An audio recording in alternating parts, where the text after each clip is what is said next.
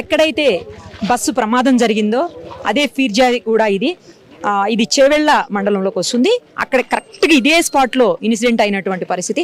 ఎదురుగుండా వస్తున్నటువంటి టిప్పరు, దాంట్లో కంకర 25 టన్నులు 25 టన్నుల కంకర ఉన్నటువంటి దొడ్డు కంకర ఉన్నటువంటి టిప్పర్ అది.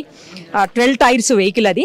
సో ఎదురుగుండా వస్తున్నటువంటి బస్సుని, దాని ముందు ఏంటంటే ఏదైతే టిప్పర్ వస్తుందో ఆ టిప్పర్ కంటే ముందు ఒక 2 వీలర్ వస్తుందని చెప్తున్నారు. ఆ 2 వీలర్ని తప్పించబోయి జస్ట్ రైట్కి వచ్చి రైట్లో దాని వేలో వెళ్తున్నటువంటి ఆర్టీసీ బస్సుని ఢీకొనిందని చెప్తున్నారు.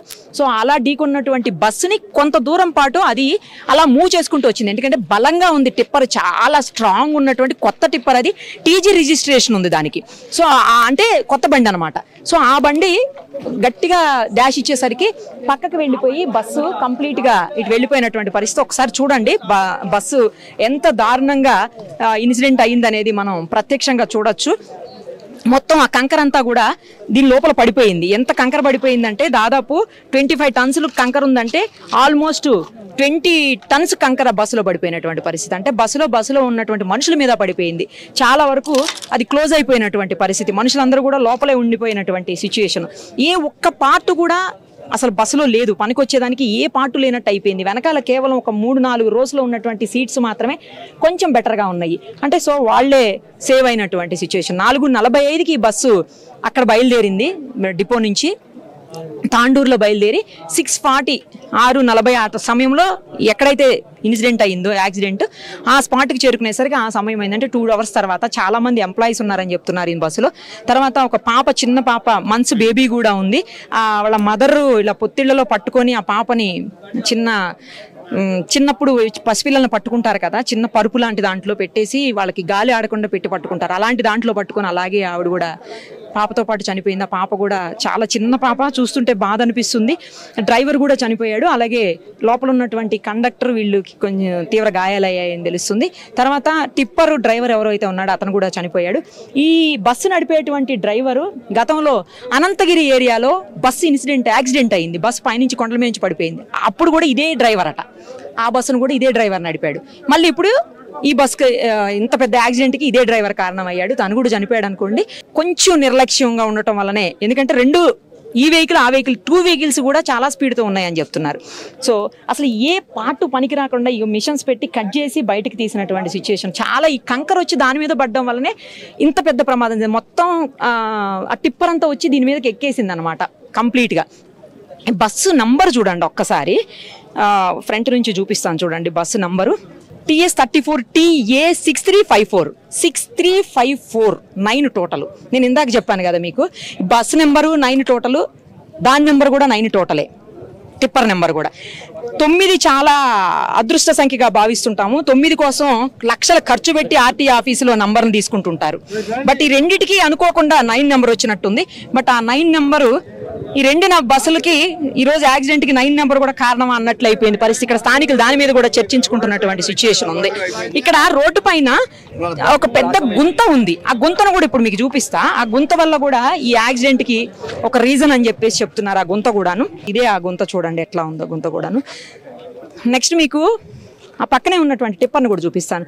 యాక్చువల్ ఇందాకైతే టిప్పరు దాని పక్కకే ఉంది, బస్ పక్కకే. ఇప్పుడు తీసేశారనమాట. అంటే బాడీస్ తీసేటప్పుడు ఇబ్బంది అవుతుందని చెప్పేసి టిప్పర్ని పక్కకు పెట్టారు. ఆ టిప్పర్ దగ్గరికి కూడా ఇప్పుడు వెళ్దాం మనం. మొత్తం స్థానికులందరూ కూడా ఒకటే చెప్తున్నారు, నేషనల్ గ్రీన్ ట్రిబ్యునలే ఇది అంతటికి కారణం అని. ఎందుకంటే రోడ్డు విస్తరణ చేయడానికి అన్ని రకాలుగా శాంక్షన్స్ అయినప్పటికీ కూడా ఈ నేషనల్ గ్రీన్ ట్రిబ్యునల్ ఏదైతే ఉందో చెట్లు నరకడానికి వీల్లేదని చెప్పేసి కేసులు వేయటము, కోర్టుల్లో అది సంవత్సరాల తరబడి నడవడం వల్లనే ఇంత ప్రాబ్లం అయింది. ఇవాళ ఇంతమంది చనిపోవడానికి కారణం కూడా రోడ్డు వెడల్పు కాకపోవడానికి కారణం నేషనల్ గ్రీన్ ట్రిబ్యునల్. సో ఇవన్నీ కూడా ఒకదానికి లింక్ ఉన్నాయి. రోడ్డు బాగలేకపోవటం, గత కొన్నేళ్ల బట్టి రోడ్డు విస్తరణ జరగలేదు. ఇదిగోండి టిప్పర్ చూడండి ఒక్కసారి.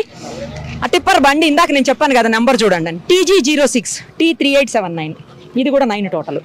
TG అంటే కొత్త బండి అన్నట్టు. తర్వాత దాని టైర్స్ చూడండి ఎంత కొత్తగా ఉన్నాయి అంటే చాలా న్యూ బండి ఇది. నాకు తెలిసి 6 అయి ఉండాలి. ఇది BS6 అంటాం కదా, బహుశా ఆ బండి. 12 టైర్ బండి ఇది. ఇది కంప్లీట్గా మొత్తం వెనకాల ఏం కాలేదు, కానీ దాంట్ లోపల ఇంకా ఇప్పటికీ 4-5 టన్స్ కంకర ఉంది. ఫ్రంట్ పార్ట్ మట్టుకు అసలు ఏమీ లేకుండా మొత్తం నాశనం అయిపోయినటువంటి పరిస్థితి ఉంది. ఇంకో విచిత్రం ఏంటో తెలుసా, ఈ బండి ఇప్పుడు ఇంజన్ ఆగిపోయింది, అంత అయిపోయింది, కానీ బ్యాటరీ రన్ అవుతూనే ఉంది ఇప్పటికి కూడా.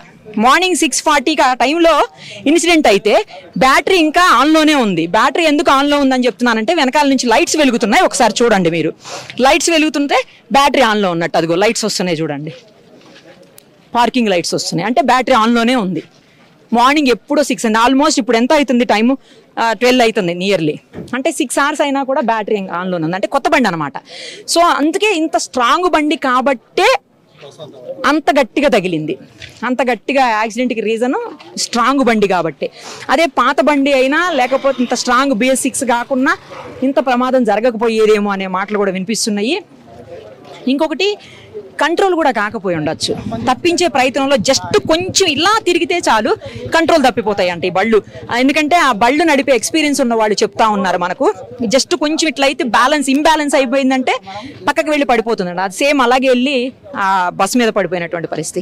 ఏ పార్ట్ కూడా చూడండి, ముందు ఫ్రంట్ ఈ డ్రైవర్ కూడా చనిపోయాడు, టిప్పర్ డ్రైవర్ కూడా. ఒక్క పార్ట్ కూడా కొంచెం కూడా మంచిగా లేదు, మొత్తం డ్యామేజ్ అయిపోయింది కంప్లీట్గా. ఇట్లా క్రష్ అయిపోతుంది కదా, నొక్కుకున్నప్పుడు క్రష్ అయిపోతే బస్సు అట్లాగే అయిపోయింది, ఇది అలాగే అయిపోయింది. సో నిర్లక్ష్యం కూడా ఒక రీజను, రోడ్లు విస్తరణ లేకపోవడం ఒక రీజను, తర్వాత వాళ్ళకి లైసెన్సులు ఉన్నాయా, ఏ ఏజ్లో నడిపిస్తున్నారు, వాళ్ళకి రెస్ట్ ఉందా, నైట్లో నడిపిస్తున్నారు, ఇవన్నీ కూడా చూడాల్సినటువంటి అవసరం ఉంది. కంటిన్యూస్గా ఎన్ని నడిపించున్నారు, అప్పటివరకు ఎంతసేపు వాళ్ళు డ్యూటీల్లో ఉన్నారు, ఈ డ్రైవర్ కావచ్చు లేదా ఆ డ్రైవర్ కావచ్చు, ఇవన్నీ చాలా చాలా రీజన్స్ ఉంటాయి. అవన్నీ మొత్తం పోలీస్ దర్యాప్తులో తేలుతాయి. ఆ తేలిన తర్వాత ఇంకా కఠిన చర్యలు తీసుకోవడానికి కూడా అవకాశం లేదు. 2 డ్రైవర్లు లేరు, ఎవరి మీద తీసుకోవాలి? ఓనర్స్ మీద తీసుకుంటారు, టిప్పర్ ఓనర్ మీద. సేమ్ టైం అది కూడా ప్రైవేట్ బస్ అంటున్నారు, అంటే హైర్ చేసుకుంటారు కదా ఆర్టీసీ, అలాంటి బస్సు అంటున్నారు. సో ఆ బస్ కండిషన్ ఎలా ఉందో కూడా చూడాల్సింది. బ్రేక్ వేసిన వెంటనే ఎందుకు పడలేదు అనేది కూడా ఇంపార్టెంట్. సో ఇలా చాలా రీజన్స్ ఉంటాయి, వీటన్నిటి మీద సమగ్ర దర్యాప్తు జరగాల్సి ఉంది.